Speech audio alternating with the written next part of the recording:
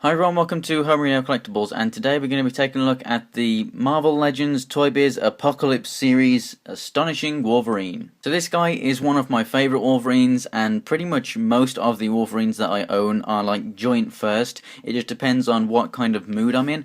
But before we take a look at him in comparison to a bunch of others, I'm just going to show you what he comes with. So he comes with Astonishing X-Men here, this book, and it's issue 6 out of this book right here, Astonishing X-Men Gifted.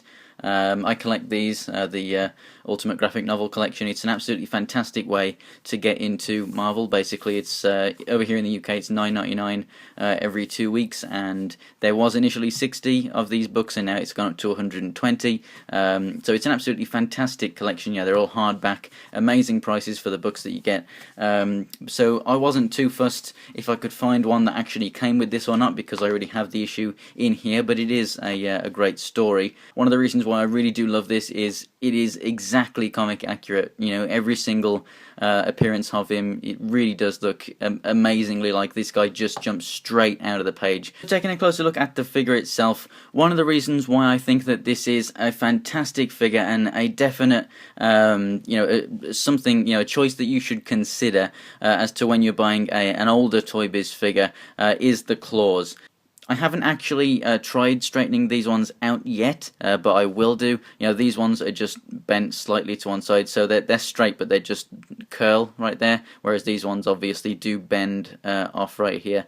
But just doing that and just straightening this bottom one out a little bit will make those look pretty good. But there are, much worse ones out there, and you pretty much 80 or 90%, if you buy this mold, i.e. this one, or the later Hasbro version, in the yellow suit with the shoulder pads, and lots of other Toybiz figures that have basically these same claws, pretty much 80 or 90% you will get ones that are warped or bent in some way, shape or form. In pretty much all variations of this that I've ever seen, anyone's reviews in the past or pictures or whatever, they're pretty much always straight. And if they're not straight, they're just like this, how they're just kind of like slightly bent inwards. And that makes them pretty much 80 or 90% perfect. So it's a very good way that, especially if you're buying it online or something, that usually ones that you find will have straight claws. So that is a fantastic plus for this figure, because Wolverine after Wolverine from Toybiz, they were, you ran the risk of getting bent claws, and there's nothing that you could do about it unless you want to spend time straightening them out. And even when you do straighten them out, eventually, maybe after a few weeks or months or whatever, depending on the ambient temperature of wherever you live or whatever, they can just bend back to their original shape again. So, and then you have to keep on doing that process again and again with a hairdryer or hot water or however it is that you do it. But it can get a bit tedious. So another great plus about this figure is that it was part of a Build-A-Figure wave. It did come with a Build-A-Figure part for Apocalypse, which will be my next Marvel Legends review. Same wave as X-23. And actually, if I just show you on the back of this book here, we've got Wolverine. There was a variant unmasked version, which that head does actually look perfectly fine. There's the X-23, that's the better version. And then we're obviously getting a new Iron Fist soon, which is going to be very cool. Now, the Apocalypse that I'm going to show is not this version. It's not with the black, it's the blue one. But yeah, I mean, an absolutely fantastic Build-A-Figure wave. So that's a great plus if you do find one in package, or at least with the Build-A-Figure part. It came with a leg, but I was just looking for an unboxed one because I already had the Build-A-Figure. So that's why I was saying it didn't really matter to me if it came with the comic or not personally. But it is a very good book, and it's a very good Build-A-Figure, so all the more reason to like this Wolverine figure even more. Now, another great thing about this Wolverine figure is the sculpt is a one-off. This was never used, any part of this figure was ever used for another Wolverine figure, which I think is absolutely fantastic. So it is very much a one-off figure. And then here are some size comparisons for you. So as you can see, the more recent Wolverine, which has actually used the exact same body mold as this guy just for the chest area, and then a lot of other things are different, obviously, but he is slightly smaller than regular 6-inch Marvel Legends, such as Cyclops over here, but only slightly. and then the older Toybiz Wolverines also, they are even smaller still, which is fantastic. It's a great size, but this guy is even a little bit smaller than those, and I would say that it is actually a much more accurate version. I think that, you know, Wolverine being a small guy, he is actually probably the best size out of ever Wolverine that we've ever got, barring one of also my favourite Wolverines. I mean, these three are my favourite Wolverines in their actual suits. So I would say to people, you know, if anyone asks me which one should I get, like which Wolverine should I get, if I just want one Wolverine, I'd say if you want him as he appeared in his own book, in his Japanese, you know, era suit, then definitely this one is the way to go, because it's the only one that there is. If you want him in, if you just want a modern Wolverine that has good claws and everything, good articulation and stuff, and you can find it very easily these days, I'd say go ahead and get this one, because it's just got great articulation. It's more modern, so you might be able to find more these days on the shelves, and the claws, again, pretty much always perfect on these newer ones. And also with the claws, the newer ones, because they're shorter than the Toybiz ones used to be, they actually, you know, they would physically work with his forearm. Like the older ones, the claws themselves are longer than the forearms, so if it was real life, or even just in the comics, whatever, you know, it would go past his forearms and wouldn't be possible. So that is one reason why I do like these newer ones. The claws are actually a good size for that.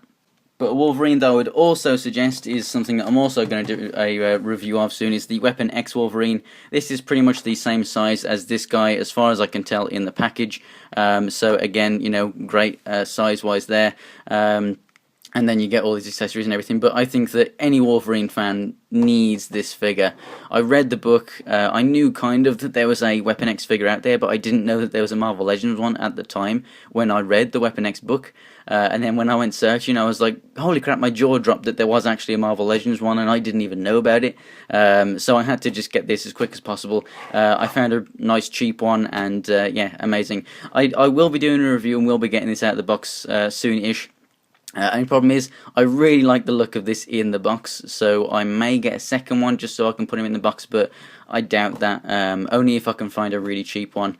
But because, I mean, this guy's claws, just like this guy right here, they are super straight. Like, they are the straightest Wolverine claws I have ever seen from an older Toybiz figure. So this is also one, if you want, you know, really nice straight claws. They're not going to be warped in the package because there's no plastic around them, so that's absolutely fantastic. And then just to show you real quick, another one of my favourite figures is the limited edition version of this mould right here, and he has the best claws that I've seen in a package of like that mould, but they're still, like, you know, bent. Like, these ones are pushed together, but they're pretty much fine.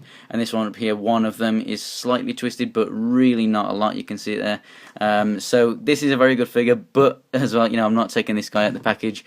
So yeah, I mean, those are my favourite Wolverine figures, and I would recommend each and every one of them if you can get them. And for me personally, depending on what mood I'm in, can depend on which one is my favourite at the time.